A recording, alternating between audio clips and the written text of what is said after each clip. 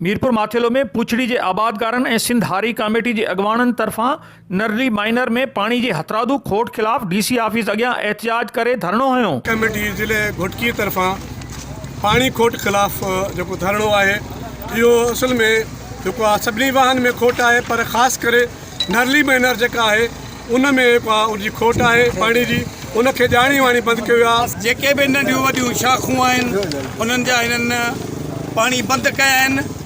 अॻु में हिननि 2 महीना लेट पानी ॾिनो, जेको फसल थियो आहे उहो फसल सुके थो। ही आबादगार जेके पुछड़ी में आहिनि इन्हनि खे पानी नथो ॾिनो वञे, छा भला ही पाकिस्तान जा रवासी न आहिनि? टेल में पानी जो है 14 साल मुकम्मल जो है न पुॼी सघियो आहे।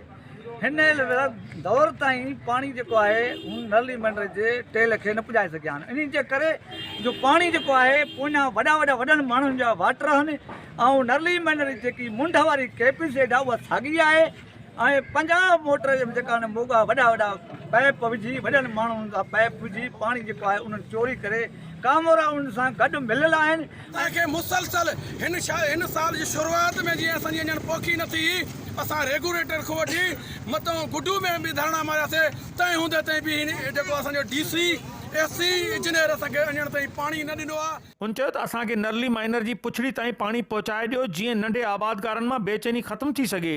ॿी सूरत में धरणो जारी रहंदो। कैमरामैन टीम सां गॾु अशरफ बुखारी, सिंध टीवी न्यूज़, मीरपुर माथेलो।